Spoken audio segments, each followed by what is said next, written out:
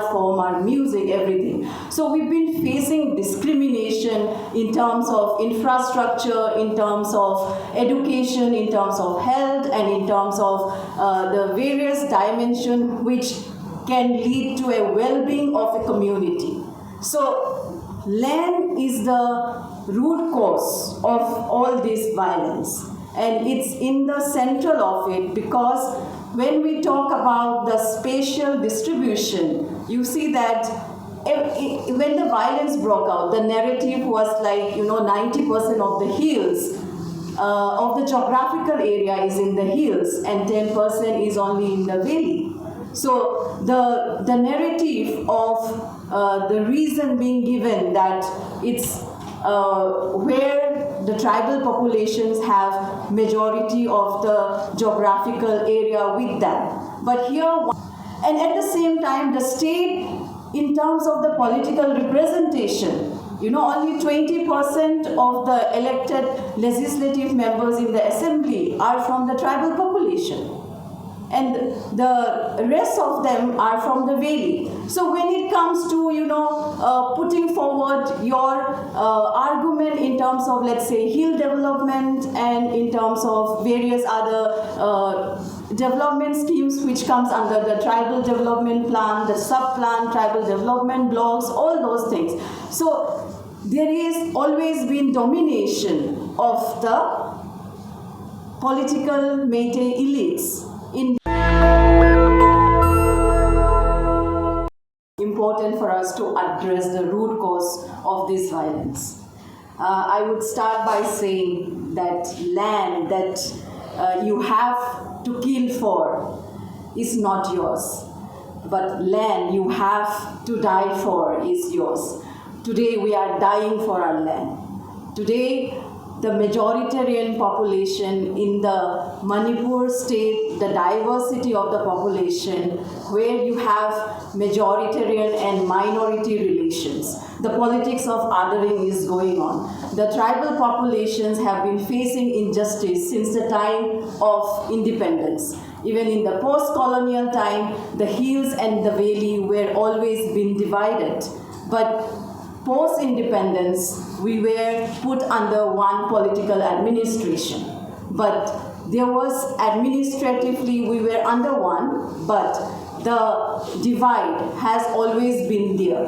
And the interest of the majoritarian population is always considered to be the interest of the Manipuri people. But when we say Manipuri people, it doesn't, most of the time, doesn't represent the tribal populations. And when we talk about in our mainstream politics, when we say Manipuri language or Manipuri culture, Manipuri dance, it always excluded the tribal population's culture, tradition, our art form, our music, everything. So we've been facing discrimination in terms of infrastructure, in terms of education, in terms of health, and in terms of the various dimensions which can lead to a well-being of a community.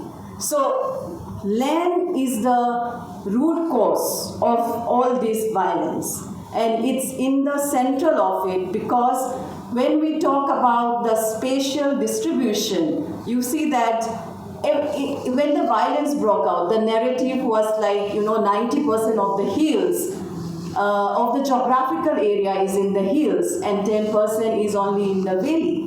So the narrative of the reason being given that it's where the tribal populations have majority of the geographical area with them. But here one thing which has to be noted is that only 10% of that 90% is habitable.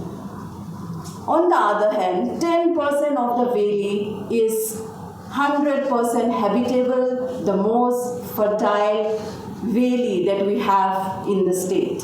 So that is something which has to be noted.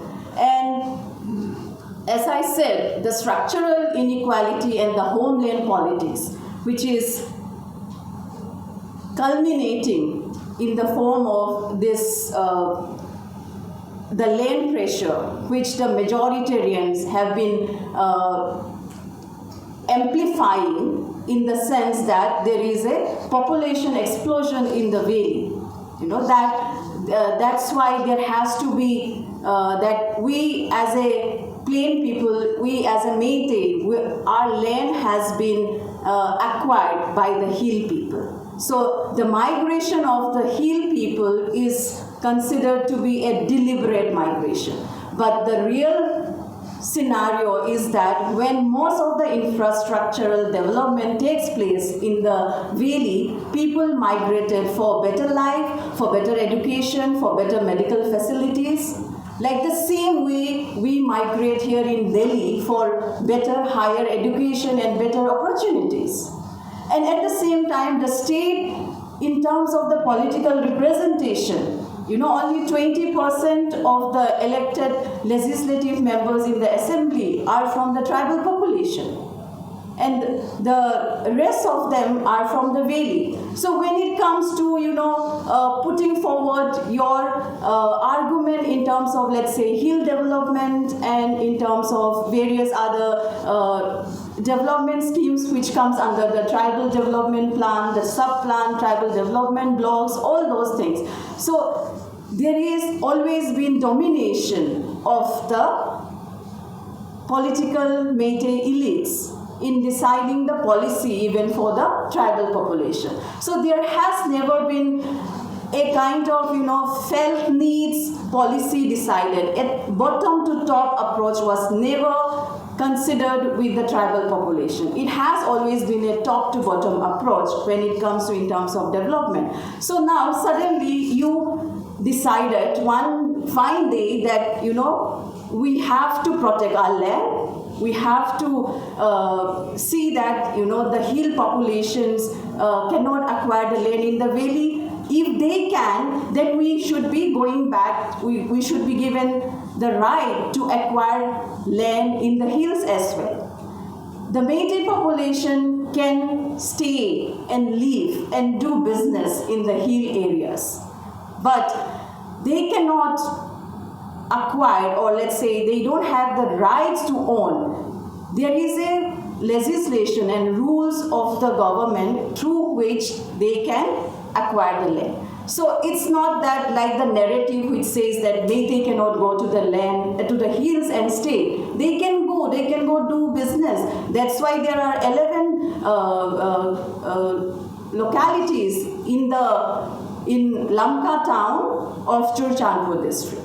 So that narrative is also a wrong narrative where they say that Métis cannot go to the hills. They don't want to come because there's no infrastructure. You don't have any single central university even in the hill district. Even the Indira Gandhi Tribal University is located on paper, it's on Senapati district. But if you come and see the physical location of that university, it is just a stone throw away from the Imphal district. Even though it's a hill district, Senapati district, there are some area which is on the fringe of that Imphal Valley. So these are some of the pertinent realities, facts, which you cannot deny.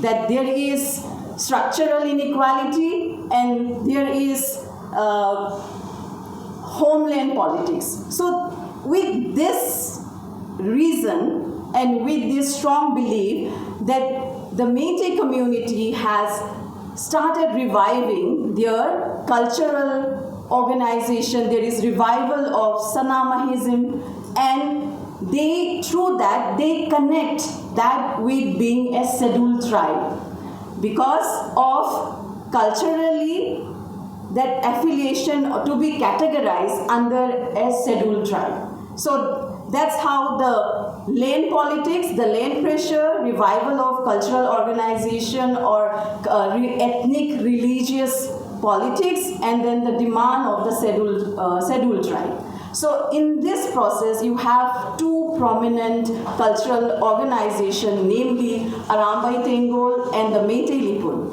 who has been instrumental in killing in a very gross human rights violation on the 3rd, 4th and 5th May.